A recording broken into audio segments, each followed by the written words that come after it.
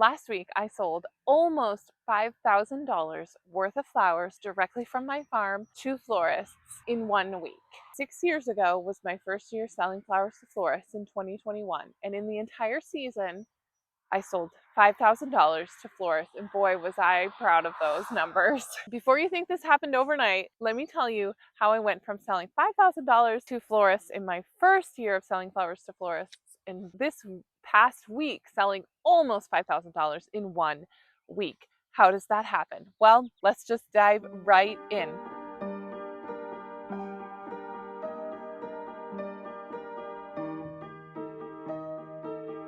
I'm Ruth Ann from Abundant Blooms Flower Farm. If we haven't met before, I farm in Zone 6A in Dora, Michigan. I farm here with my husband and our 5 children, and we grow on about an acre now, and I sell almost exclusively to florists. And I help other flower farmers as well through my educational resources online, like my course and my membership. And if you are interested, I do have a free guide, tips for selling flowers to florists. And so if that's something you're interested in, grab that link in the description below. So this week's sales, I'm going to go through exactly what this looked like.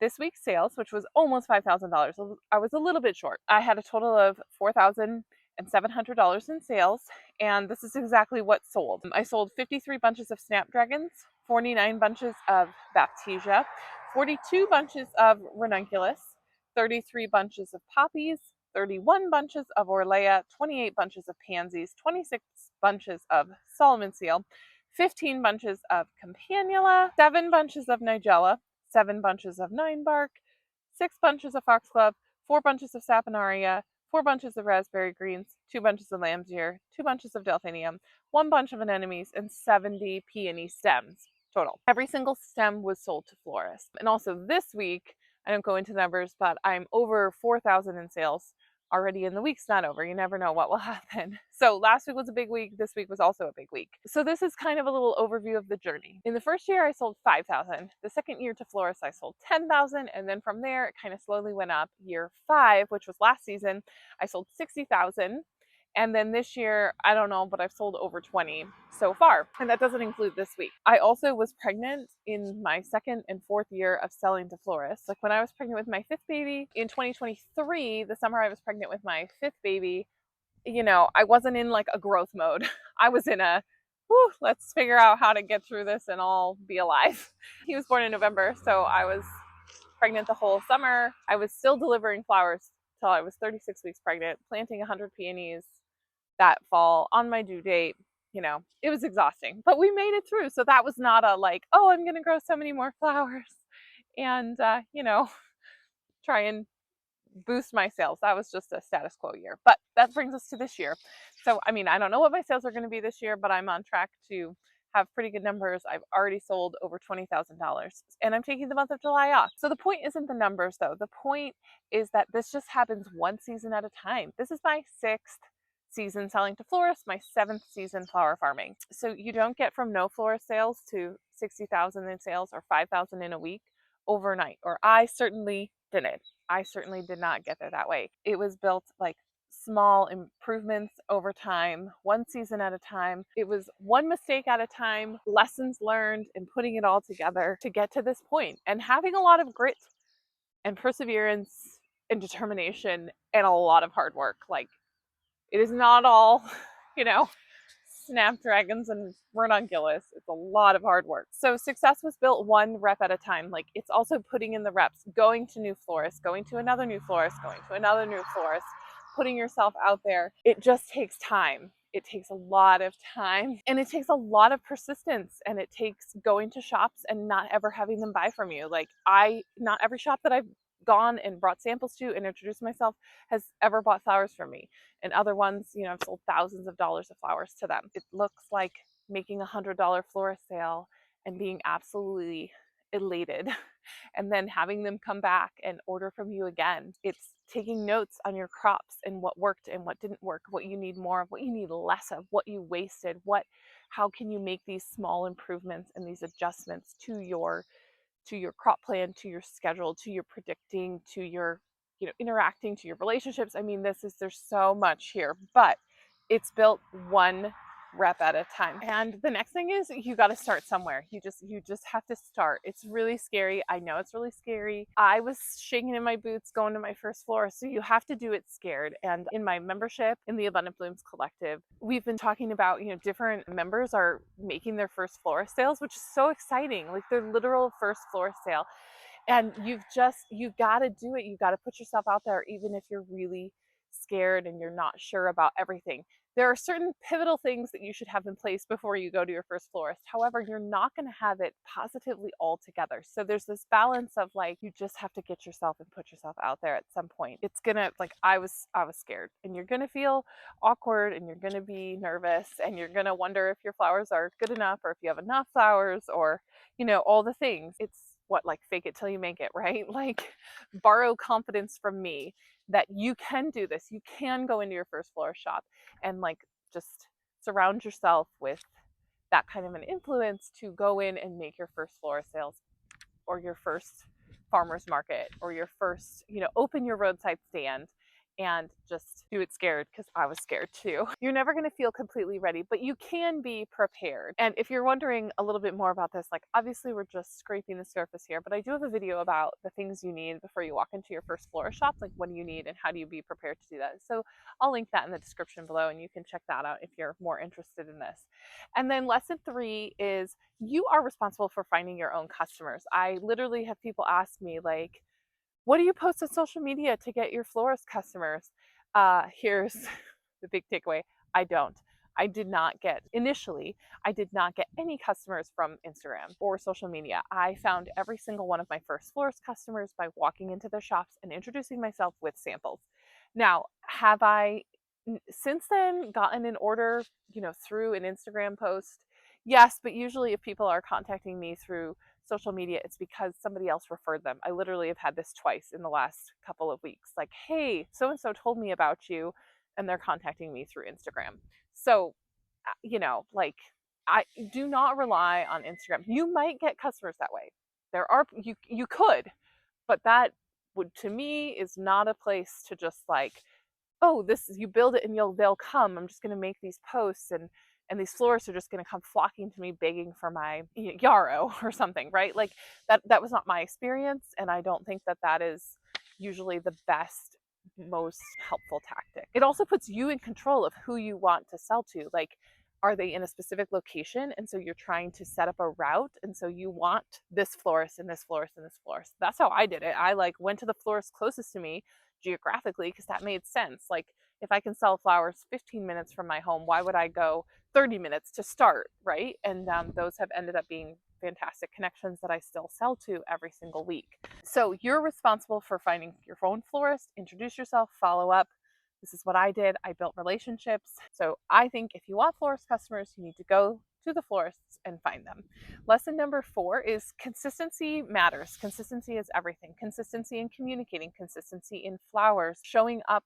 If you're going to say that you're going to be there on Tuesday, you need to be there every single Tuesday of the season, and you're going to communicate when you're not going to be there because your flowers are all done. And just communicating and being consistent with your flowers, with your communicating, with your, consistency builds trust. Florists need flowers every single week, especially brick and mortar florists. Sure, a wedding florist, that might change, but brick and mortar florists, they need flowers every week. They're doing funeral work. They're doing small weddings typically.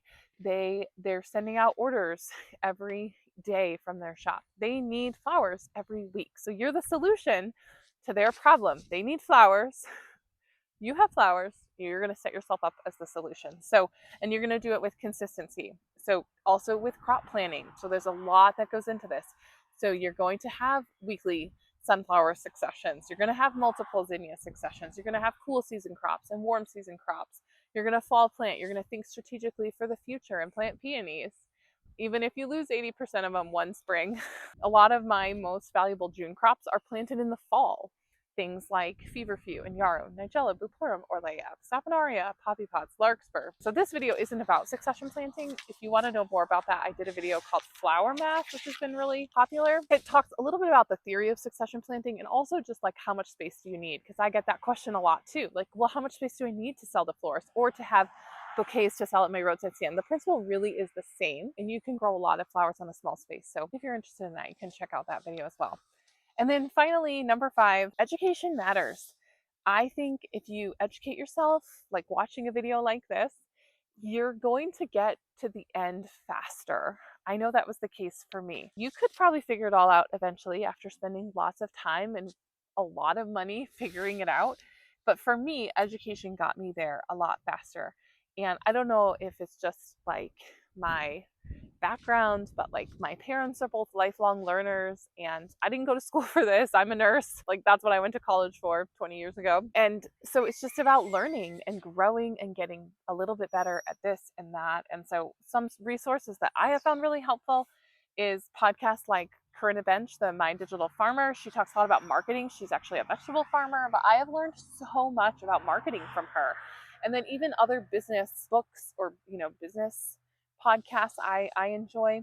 And then I took Lisa Mason Ziegler's course, Flower Farming the Basic. That was really pivotal in my education. And then I listened to like anything I could get from Dave Dallian. I even went to Chicago in 2022 to hear him speak at the Ball Customer Days event that they had there. And that was just really, really exciting and really fun. And I got to meet him there. And I've actually met him a couple other times since. But, like educating yourself about what peony varieties to grow, what perennial should you invest in first? Do you, like how to jump into other sales channels? Should you have a different sales channel? How to streamline, how to be successful, all these different things. So I've definitely believe in education, and that has really helped me grow in my understanding. That is actually why I created my course, my signature course, Selling Flowers to Florists, because there was no educational path for this exact roadmap of how to get into florist sales.